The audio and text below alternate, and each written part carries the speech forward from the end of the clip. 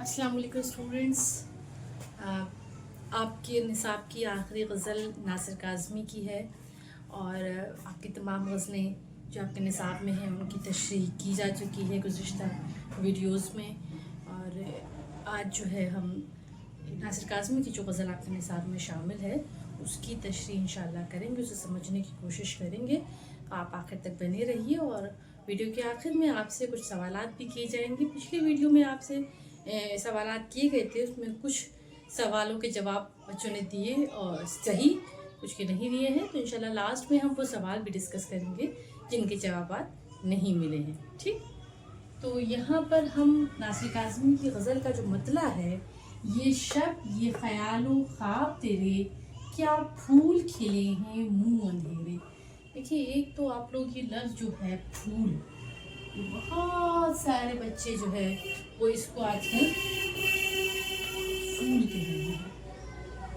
तो मेरी मुअद्दिबाना गुजारिश ये है कि बराए मेहरबानी से फूल कहे। देखिए, लिखा भी फा है, फा है ना, फा नहीं लिखा हुआ। अगर ये फूल होता तो ऐसे लिखा जाता ना, ये ऐसे नहीं लिखा जा रहा, ये ऐसे लिखा जा रहा है। तो ये फूल है, फल, फूल, फा की आवाज़ होती है। फूल जो कह रहा है तो फिर उसमें फिर शुबा है कि उसका मामला क्या है। तो यहाँ पर आप इसको प्लीज़ जब भी इस लफ्ज़ को पढ़ें आप फूल पढ़ें। ठीक, पहली बात। चलिए साहब, अब यहाँ आ जाते हैं दूसरा लफ्ज़ है मुँह अंधेरे, है ना। ये रोज़मर्रा है, अक्सर बोला जाता है। मुँह अंधेरे का मुराद भी अर्ली मॉर्निंग जिसे आप लोग कहते हैं, यानी बिल्कुल अलग सुबह। ठीक है, मुँह अंधेरे यानी अंधेरे का जो मुँह है, बिल्कुल अंधेरा खत्म हुआ तो जो उस वक्त जो रोशनी, यानी बिल्कुल अर्ली मॉर्निंग जिसके लिए लफ्ज़ अंग्रेजी में, तो ये बहुत अलग सुबह का लफ्ज़ इसके लिए इस्तेमाल होता है। ठीक, अब क्या बात है, ये शब का मतलब आपको मालूम है रात, ख्याल और ख्वाब ये भी आप समझते हैं। अब बहुत शेर बहुत आसानी से समझा जा सकता है, समझने कोई लफ्ज़ ऐसा मुश्किल तो उसमें है नहीं। ये शब ये ख्याल और ख्वाब तेरे क्या फूल खिले हैं मुँह अंधेरे। फूल जो है वो क्या खुलते हैं? कभी रात में किसी फूल को खिलते देखा है? नहीं, फूल हमेशा सुबह, अलग सुबह खिलते हैं। यानी रात भर कली जो होती है, आप देखिए रात में कली है और सुबह वो खिल के फूल हो जाता है। तो रात में जो वो हवा जो चलती है सुबह, जैसे हम बाद नसीम कहते हैं, उसके जरिए वो फूल की शक्ल तैयार करता है। फूल जब हम देखते हैं तो एक अलग तरह की ताजगी, एक शगुफ्तगी का एहसास इंसान को होता है। एक उसको खिला हुआ फूल देखकर आपको एक अंदर से एक फरहत का एहसास होता है। अब उस एहसास को शायर ने यहाँ पर देखिए बयान करने की कोशिश किया। ये शब ये ख्यालो ख्वाब तेरे, रात है और रात भर किसका ख्याल रहा है? महबूब का। उसका ख्याल, उसके ख्वाब उसके इर्द गिर्द रहे हैं। तो वो रात जो महबूब के ख्याल से सरशार रही है, उसकी सुबह जो है वो किस कदर शानदार होगी कि उसमें ऐसा महसूस होगा जैसे फूल खिले हुए हैं। बात आ रही समझ में? अगर हम, क्योंकि गज़ल के पैरा में इसको हम समझ रहे हैं कि वो रात जो महबूब के ख्याल और उसके ख्वाब तेरे से जाहिर है, गज़ल का शेर है, यहाँ तेरा जो है वो महबूब का इस्तियारा है। ना, तेरा महबूब का इस्तियारा हो गया। तो तेरे ख्याल और ख्वाब से जो रात जो है वो सरशार, जिसमें हम जो मुनव्वर रही है, तो जाहिर है उसकी सुबह जो है वो कैसी है, उसकी मिसाल के क्या फूल खिले हैं मुँह अंधेरे। आपने ऐसा ख्वाब देखा जो आप हकीकत में चाहते थे, है ना, जो आप चाहते थे वो आपने देखा है। तो जब ऐसा आपको कोई चीज़ मिल गई जो आप चाहते थे, तो वो खुशी ही अपने आप में एक अलग होती है। अब इसको यूं कर लें, देखिए आप तो ज़्यादा बेहतर तौर पे इसको समझने के लिए आप कर सकते हैं कि आप में से बहुत सारी बच्चियाँ IAS यानी वो PCS का एग्ज़ाम देंगी, सिविल सर्विस का एग्ज़ाम देना चाहती हैं। बहुत सारे बच्चे ऐसे हैं जो नीट करना चाहते हैं, बहुत सारे JEE देना चाहते हैं।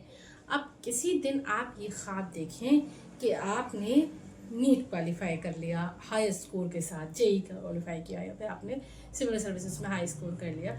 तो जब आप ऐसा ख्वाब देखकर उठेंगे तो वो सुबह आपके लिए किस कदर शानदार होगी, इसका अंदाज़ा आप कर सकते हैं, है ना, कितनी, क्योंकि आप उसके लिए बहुत फोकस्ड हैं, बहुत मेहनत कर रहे हैं और जद्दोजहद कर रहे हैं। अब आप ख्वाब में भी अगर ऐसा देखेंगे तो उसका एहसास आपको पूरे दिन रहेगा, वो सुबह आपके लिए बड़ी खुशगवार होगी, बड़ी फरहत बख्श होगी। बिल्कुल इसी तरह जिस तरह से एक खिला हुआ फूल देखकर आपको अच्छा महसूस होता है, बिल्कुल उसी तरह आपको महसूस होगा। तो इन्होंने शायर ने उस फीलिंग को, उस एहसास को इस शेर में बयान किया है। ठीक, मैं समझती हूँ शेर समझ में आ गया। दूसरे शेर की तरफ आते हैं। दूसरा शेर शायर ने कहा, शोले में है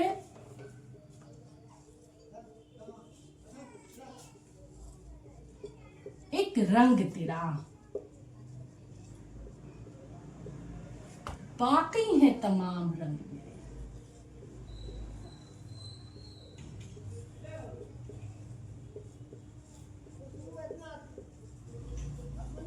अब देखिए आप, ये शोला देखा है आप लोगों ने?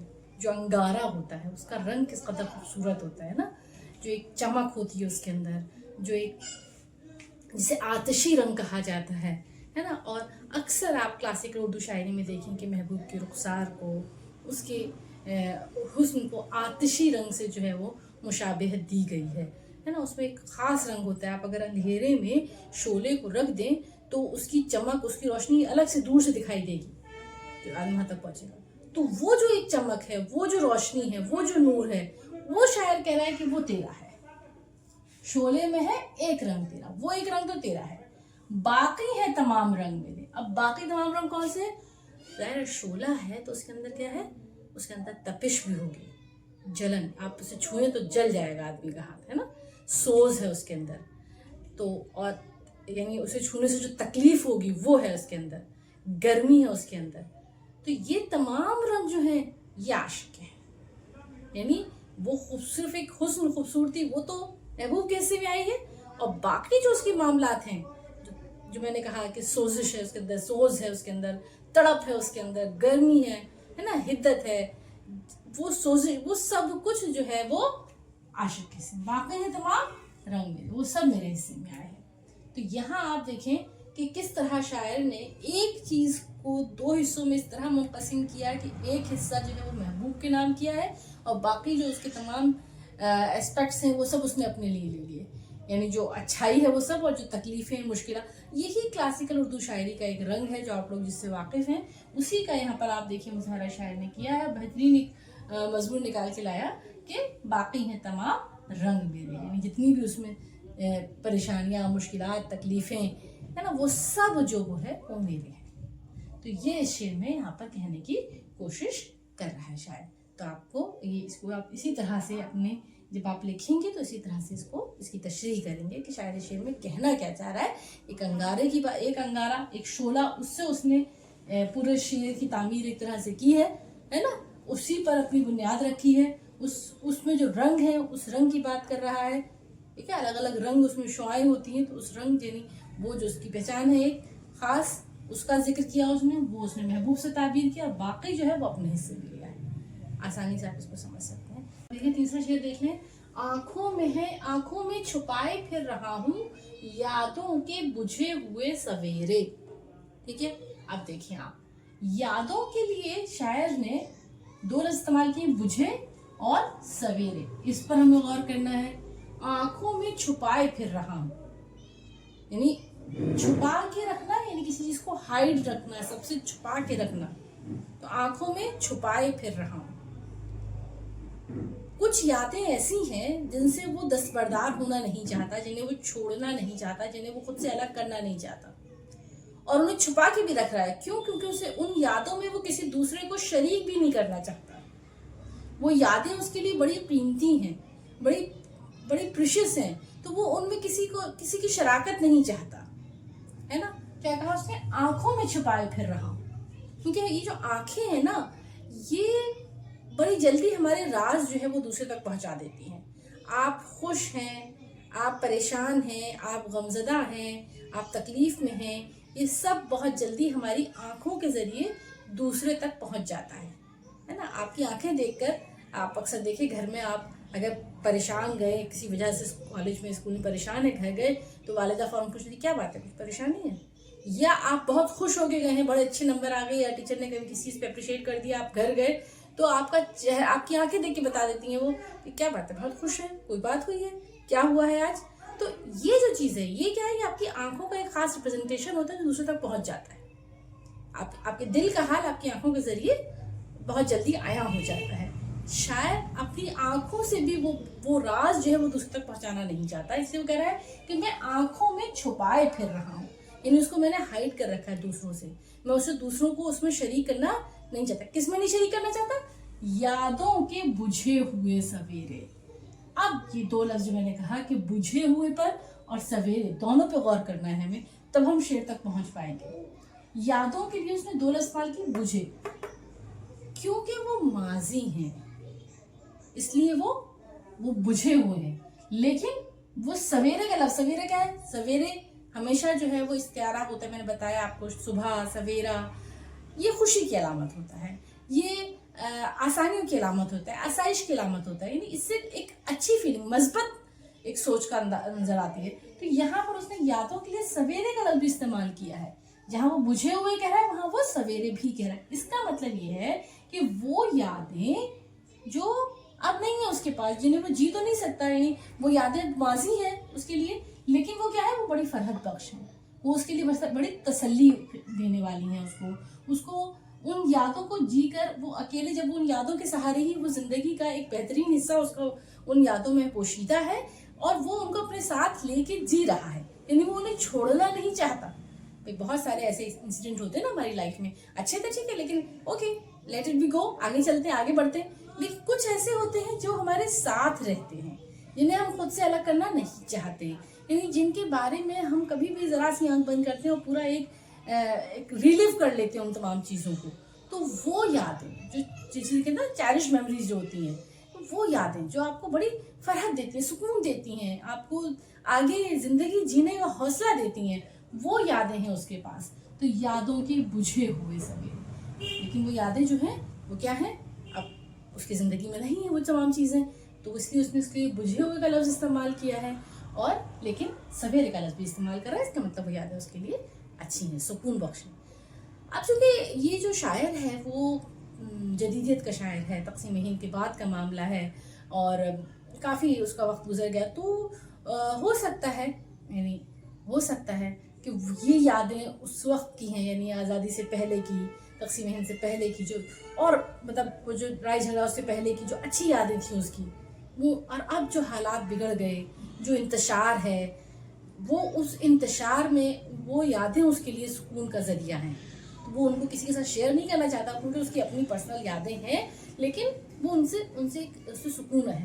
तो ये आप इस तरह से भी इसको समझ सकते हैं कि ये इस तरह का शेर भी हो सकता है। लेकिन हम किसी भी शेर को किसी एक ख़ास कॉन्टेक्स्ट में रख कर नहीं देखते, फिर वो शेर अपनी अहमियत खो देता है अगर हम उसे किसी ख़ास एक कॉन्टेक्स्ट में रख दें। आप उसे किसी भी मौके पर अगर पढ़ सकें, कोई किसी भी तरह से, उसको वो शेर जिंदा शेर कहलाता है। तो इस शेर को आप किसी भी तरह से अपनी लाइफ में आप देखें, ये हर जगह आप कनेक्ट कर पाएंगे, इसे अपने आप से कनेक्ट कर पाएंगे। इस तरह के मामला होते हैं कि हम उन यादों को अपने आप से डिटैच करना नहीं चाहते, तो इस तरह की यादें हम सबके पास होती हैं, वही शायद ने इस शेर में कहने की कोशिश की। अगले शेर पे आते हैं।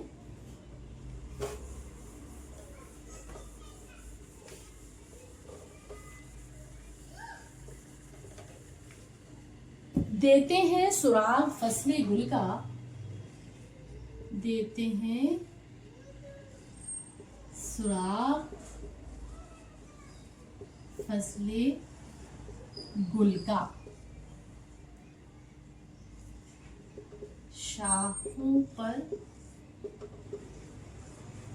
जले हुए बसे। आप याद करें, जब मैं आपको जज्बी की गज़ल पढ़ा रही थी तो मैंने इस शेर को जज्बी के एक शेर के रेफरेंस के तौर पर, यानी जज्बी के एक शेर की तशरीह के रेफरेंस में ये शेर आपको सुनाया था। जज्बी की जो शेर है कि शाम आई है तो आए कि सहर भी होगी, है ना, वही उसी शेर में ये इसको हमने रखा था। अब देखें, समझने बहुत आसान सा है। देते हैं सुराग फसले गुल का, ये फसले गुल क्या है, यानी मौसम बहार। बसेरे क्या है, शाखों पे जले हुए बसेरे, तो ये बसेरे घोंसले को कहा गया है। आप कह सकते हैं कि जो चिड़िया परिंदे होते हैं ना, उनके तो वो घोंसले उनके बसेरे, वही उनकी रहने की जगह है, तो इसके लिए यहाँ पर घोंसले। अच्छा, शाखों पे जले हुए बसेरे। जब खिज़ा का मौसम होता है, पतझड़ का जिसे मौसम कहते हैं, जब हर चीज़ जो है वो एक ख़त्म की उस पर होती है, तो क्या होता है, ये जो परिंदों के जो परिंदे अपने छोड़ के चले जा रहे हैं, कोई तो जाहिर है वो जो घोंसले हैं वो जल गए, टूट गए, फूट गए। वो शायर क्या कह रहा है कि ये जो टूटे फूटे जले हुए घोंसले हैं शाखों पर, ये जो पतझड़ का मौसम है, ये इस बात की ज़मानत है, ये इस बात की तरफ निशानदेही कर रहा है, ये इस बात का पेशखैमा है कि मौसम बहार की आमद है ना। मौसम बहार की आमद है, आमद है नहीं, वो आने वाला है। कि कोई भी परेशानी, जब परेशानी बहुत ज़्यादा हो तो आप समझ जाएं कि जब इतनी परेशानी हो गई, अब आसानी आने वाली है। क्योंकि जो इंसानी ज़िंदगी है वो खुशी और गम का मजमुआ है ना। खुशी और गम दोनों मिला के एक पैकेज है पूरा हमारी ज़िंदगी में जो अल्लाह ने दिया है। तो ऐसा नहीं हो सकता कि सिर्फ खुशियाँ हों, और ऐसा नहीं हो सकता कि सिर्फ गम। तो कोई भी मुश्किल परेशानी वो इस बात की ज़मानत होती है कि अब आसानी आने वाली है। जानिसार अख्तर का भी शेर था, देखें, इन्हीं गुलरंग दरीचों से सहर झाकेगी, क्यों न खिलते हुए जख्मों को दुआ दी जाए। यानी जो जख्म है उनको दुआ दीजिए कि इन्हीं से जो है वो आसानी आएंगी, इन्हीं से सहर आएगी। तो यही यहाँ पर नासिर काज़मी भी कह रहे हैं, बिल्कुल वही मामला जो जज़्बी ने कहा, जानिसार अख्तर ने कहा। मौजू सेम है, बस अंदाज बयान मुख्तलिफ है, मौजू एक ही है। वही बात नासिर काज़मी भी कह रहे हैं अपने अलग अंदाज में, मुख्तलिफ रंग है कि देते हैं सुराग फसले गुल का, शाखों पे जले हुए बसेरे। मस्बत अंदाज फ़िक्र है, निशातिया उनसुर है, सोच। अब मस्बत मैंने लफ्ज़ इस्तेमाल किया, पहले ही बता चुकी हूँ। मस्बत पॉजिटिव जो सोच होती है उसके लिए लफ्ज़ इस्तेमाल होता है मस्बत अंदाज फ़िक्र का यहाँ पर जो है देखें आप, क्योंकि परेशानियों से घबरा नहीं रहा है, घबरा के भाग नहीं रहा है, बल्कि उससे मुकाबला करने की बात कर रहा है कि घबराओ नहीं, अब आसानी आने वाली है। ठीक, शेर समझ में आ गया, आगे बढ़ते हैं। अगला शेर देखते हैं कि मंजिल न मिली तो काफिलों ने रास्ते में जमा लिए हैं डेरे। आप लोग याद करें कि जो बच्चियां आपके साथ क्लास 10th में थीं, क्या वो सब की सब आपके साथ आ गई यहाँ तक? नहीं ना, सब नहीं आई। कुछ ऐसी थी आपका सिलेक्शन हो गया, उन लोगों का रह गया, या अपने घर के मामलात, घर के हालात के सबब कुछ लोग रह गई, है ना। वो मतलब उतना सबने चाहा तो सभी ने होगा ना कि हम एंट्रेंस क्वालिफाई कर लें, लेकिन नहीं हो पाया। अभी आपके साथ बहुत सारे लोग हैं, सब आप लोग साथ चल रहे हैं, आपको आगे अब, लेकिन क्या सब के सब टारगेट जो आप लोगों ने सेट कर रखा है, किसी का MBBS करना है, या जो पूरा ग्रुप है, जो इंजीनियरिंग वाले हैं, या सब जो तय करके बैठे, सबको मिल जाएगा? नहीं मिलेगा। कोशिश सब कर रहे हैं, अल्लाह करे सबको मिले, लेकिन बहुत से हालात ऐसे आते हैं, कभी हमारे ज़ाती हालात ऐसे हो जाते हैं, कभी फाइनेंशियल इश्यूज होते हैं, माशी हालात हैं, कभी समाजी, इस तरह के मामलात हो जाते हैं कि या कई बार कोशिश के बावजूद हमको नहीं मिल पाता जो हमें चाहिए, तो क्या होता है, जो मिलता है हम उसके साथ कंप्रोमाइज़ कर लेते हैं। हम रास्ते में, उसी को उसने कहा कि मंजिल न मिली तो काफिलों ने रास्ते में जमा लिए हैं मेरे। निकले तो थे, कोशिश तो कर रहे थे, जद्दोजहद कर रहे थे, कहाँ तक पहुँचने की, उस मंजिल तक पहुँचने की, लेकिन वक्त और हालात के तहत क्या हुआ, हमें रास्ते में अपना सफ़र मुनक़ते करना पड़ा, है ना। जो हम हासिल करना चाहते थे वहाँ तक नहीं पहुँच पाए, तो हमें अपना सफ़र जो है वो मुनक़ते करना पड़ा, उसे ख़त्म करना पड़ा, रोकना पड़ा। और जहाँ हालात जैसे बने उसके साथ, कभी कभी हमें हालात के साथ जो है वो मैंने कहा कंप्रोमाइज़ करना पड़ जाता है, हालात के साथ जो है वो उसका कि ठीक है ये हालात हैं तो ठीक है, हम इसके साथ फिर ऐसे हम कर लेते हैं। तो ये जो प्रोसेस है, ये एक इंसानी फितरत है, हमें करना पड़ता है, ये हालात हैं, इंसानी ज़िंदगी इसी का नाम है कि ज़िंदगी जो है वो चलती रहती है ना। वो किसी तरह भी किसी भी हाल में रुकती नहीं है, तो उसका काम है चलना, और हमें उसके साथ कदम से कदम मिला के चलना होता है। अगर हम उस तरह नहीं चलते तो कहीं ना कहीं हम बहुत पीछे रह जाते हैं। तो हमें ज़िंदगी का साथ देना, उसके साथ चलना है, उसकी जो डिमांड्स हैं, जो उसकी तकाज़े हैं, उनको पूरा करना है। अगर हालात नहीं होते कि हम जहाँ तक पहुँच, कभी कभी सोचते हैं हम बहुत बड़ा गोल सेट कर लेते हैं और हमारे अंदर उतना पोटेंशियल नहीं है तो भी हम नहीं पहुँच पा रहे, ये भी हो जाता है कभी कभी। तो हमें, या हमारा पोटेंशियल दूसरा है, ऐसा नहीं कि पोटेंशियल नहीं है, वो पोटेंशियल नहीं जो हमने सोच लिया। अक्सर देखें इस तरह के हो जाते हैं हालात कि किसी बच्ची ने कहा कि मुझे एमबीबीएस करना, 3 साल उसने कोशिश की, नीट के लिए तैयारी कर रही है, और 3 साल बाद उसे रियलाइज़ हुआ कि नहीं साहब ये तो नहीं हो रहा मुझसे, मैंने बहुत कोशिश कर ली, बहुत मेहनत कर ली, और मैं तो लिटरेचर में ज़्यादा अच्छी हूँ साहब, मैं वहाँ ज़्यादा अच्छा कर सकती हूँ। और जब उसने लिटरेचर में, यानी जब उसने ग्रेजुएशन में एडमिशन ले लिया, लिटरेचर वाले उस फील्ड में चली गई, तो वहाँ उसने बहुत अच्छा परफॉर्म किया, है ना। तो उसे ऐसा कि भाई वो तो मेरी कप ऑफ टी थी ही नहीं, ये मैं बेवजह उसमें चल रही थी। तो ये भी चीज़ होती है। कभी कभी कुछ लोग हालात के तहत, यानी नहीं हुआ तो बीएससी कर लेते हैं कि ठीक है चलो, वो नहीं हुआ तो बीएससी कर लेते हैं, और हम दूसरी लाइन में चले जाते हैं, दूसरा प्रोफेशन चूज कर लेते हैं। इस तरह के बहुत सारे बच्चे होंगे जो आपके साथ तैयारी तो उसकी कर रहे थे, लेकिन फिर नर्सिंग में चले गए। तो ये क्या है, ये हालात के तहत आप कभी कभी कंप्रोमाइज़ करते हैं। बहुत, हर कोई निकलता है उस एक खास मंजिल को हासिल, लेकिन सब उस मंजिल तक पहुंच जाए ये नहीं मुमकिन है। कुछ को मिलता है और कुछ को नहीं मिलता, वजह मुख्तलिफ हो सकती हैं, लेकिन अल्टीमेटली आपको करना यही पड़ता है कि आपको अलग अलग अपने हिसाब से चीज़ें छोड़ना पड़ती हैं और दूसरी चीज़ को ऑप्ट करना पड़ता है। तो वही इन्होंने कहा कि मंजिल न मिली तो काफिलों ने रास्ते में जमा लिए हैं डेरे, यानी जहाँ तक हम पहुँचना चाहते थे वहाँ तक अगर नहीं पहुँच पाए तो बहुत सारे लोग ऐसे थे जिन्होंने रास्ते ही में, यानी जहाँ उनको मौका मिला, जैसा मौका मिला, जिस तरह से मिला, उसके साथ फिर वो लोगों ने हथियार डाल दिए। ये इस शेर के जरिए कहना चाह रहे हैं। नेक्स्ट शेर पे आ जाते हैं। जंगल में हुई है शाम हमको, जंगल में हुई है शाम हमको,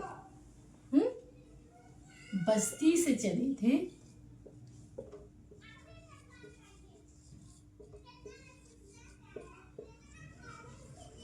मुंह अंधेरे। अब आप देखिए, यहाँ लफ्ज जंगल है और यहाँ लफ्ज बस्ती है, ठीक है। अब जंगल और बस्ती में आप समझ सकते हैं क्या रिलेशन है ना, तजाद। जंगल और बस्ती, तो ये तजाद है, तो यहाँ पर सुनते तजाद का इस्तेमाल आपको बिल्कुल पहले ही उसमें मिल गया। दूसरा कि ये शाम और मुंह अंधेरे, यहाँ भी तजाद है। मुंह अंधेरे का मतलब मैं आपको बता चुकी, मुंह अंधेरे अलग सुबह, और शाम भी आप समझते हैं, तो यहाँ शाम और मुंह अंधेरे ये भी एक दूसरे में की जिद है, लिहाजा इस पूरे शेर में सनत तजाद का इस्तेमाल हुआ है। जब आप शेर की तशरीह करेंगे तो आप बताएंगे कि शेर के पहले मिसरे में लफ्ज जंगल और दूसरे मिसरे में लफ्ज बस्ती एक दूसरे की जिद है। अलावा इसी पहले मिसरे में लफ्ज शाम और दूसरे मिसरे में लफ्ज मुंह अंधेरे भी एक दूसरे की जिद है, लिहाजा शेर में सनत तजाद का इस्तेमाल किया गया है। पहली बात हो गई। क्या कह रहे शायद, जंगल में हुई है शाम हमको, बस्ती से चले थे मुंह अंधेरे। गो के हम अलग सुबह बस्ती से निकल गए थे ये सोचते हुए कि वक्त रहते हम मंजिल तक पहुंच जाएं, जहां हमने अक्सर ये होता है ना कि आदमी पहले से हमने चले थे, पहले से सोच के चले थे कि हाँ ये टाइम है, इस टाइम चलेंगे तो हम वक्त रहते पहुंच जाएंगे, लेकिन हालात ऐसे बने, इस तरह के हालात रहे, वो कुछ भी हो सकता है ना। आपने सोचा तो यही था कि मैं आप टाइम लेके चली कि कॉलेज जो है वो मैं 8 बजे की क्लास है तो मैं 7:45 तक पहुंच जाऊंगी, 7:30 बजे चली, 15 मिनट का रास्ता था, आपने ये सोच के चली, लेकिन क्या हुआ, आपको ट्रैफिक मिल गया, इतना ट्रैफिक था, जाम था कि आप उसमें फंस गए और आप नहीं पहुंच पाए वहां तक जहां तक आपने टारगेट लेके चली थी, और आपको देर हो गई। बिल्कुल यही हालात है। देखिए, जंगल में हुई है शाम, और शाम से कहाँ हो रही है, जंगल में, वो जंगल जो बेसरोसामा है ना, जिसमें कोई आसानी नहीं, मुश्किल है, परेशानियां हैं, वहां उसको शाम हो गई जो उसने नहीं सोचा था। तो जिंदगी में कभी कभी क्या होता है कि अनएक्सपेक्टेड चीजें भी होती हैं जो हम पहले से सोच कर नहीं चलते हैं, वो भी हो जाता है। तो हमें अब जिंदगी में हर तरह की सिचुएशन के लिए खुद को तैयार रखना चाहिए, हर तरह के हालात के लिए खुद को तैयार रखना चाहिए, और जो हालात हों उसमें उस तरह से अपनी ज़िंदगी को गुजारने की, बेहतर गुजारने की कोशिश करना चाहिए। कहीं ना कहीं शायद जो है वो ये मैसेज शेर के ज़रिए दे रहा है कि गो के हमने पूरी कोशिश की थी कि हम वक्त रहते अपनी मंजिल को हासिल कर लें, लेकिन हालात ऐसे रहे, कुछ ना कुछ मामलात ऐसे हुए कि हम वो चीज़ अचीव नहीं कर पाए, वहाँ तक नहीं पहुँच पाए, हमें शाम हो गई। और कहाँ हुई है, जंगल में हुई, यानी ऐसे हालात हैं जब हमको लगता है कि अब तो कुछ नहीं हो सकता, यानी हमने तो बहुत मेहनत की, सब कुछ किया, लेकिन वो चीज़ हमें हासिल नहीं हो रही है। तो वहाँ ऐसी सिचुएशन में, ऐसे हालात में घबरा कर, परेशान होकर खुद अपनी ज़ात को नुकसान पहुंचाना या दूसरों के लिए मुश्किल पैदा करना, ये हल नहीं है। हमें उसमें सॉल्यूशन ढूंढने की कोशिश करना चाहिए कि ठीक है, जो है वो तो हो गया, अब क्या करना है ना। ये सिचुएशन जो आती है, कभी तो हमारे साथ ही ऐसा क्यों हुआ, तो ऐसा नहीं कि सिर्फ आपके साथ हुआ, ये आपके साथ हो रहा है इसलिए आपको लग रहा है कि मेरे साथ हो रहा है। आप दूसरे की जिंदगी जाके नहीं देख रहे हो, है ना। हर एक की जिंदगी में अपने अपने लेवल की प्रॉब्लम्स हैं जिनके साथ वो कोप अप कर रहा है, डील कर रहा है अपने अपने एतबार से। तो हर कोई जो है वो अपने हिस्से की जिंदगी अपने इस तरीके से जी रहा है। आपको भी उसी तरह हौसले के साथ, हिम्मत के साथ, मस्बत अंदाज़े फ़िक्र के साथ अपनी ज़िंदगी को गुजारना है। परेशानियां भी हैं, मुश्किलात भी हैं, लेकिन फिर आसानियां भी हैं। तो जैसे भी हालात हैं उसके तहत अपने आप को हमें ढालना होता है। आखिरी शेर पे आ जाइए साहब। कह रहे हैं रूदादे सफर न पूछ न सॉरी रूदादे सफर न छेड़ नासिर,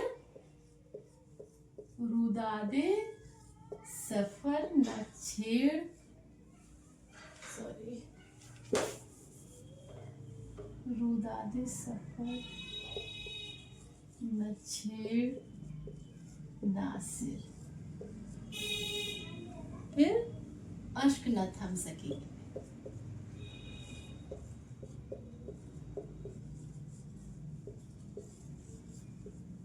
ठीक है, फिर अश्क न थम सकेगी।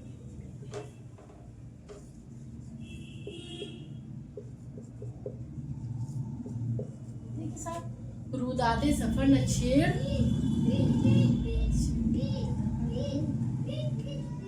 रूदाद सफर न छेड़ नासिर, फिर अश्क न थम सकेंगे मेरे। रूदाद का मतलब होता है क्या, पूरी कहानी, पूरी तरह से स्टेप बाय स्टेप जो कुछ हुआ। तो वो कह रहा है कि वो अच्छा, यहाँ पे देखिए ये मक्ते का शेर है, मैंने आपको बताया गजल का आखिरी शेर, शायर ने अपना तखल्लुस भी इस्तेमाल किया है इसमें नासिर। अब यहाँ जो ये जो निशान है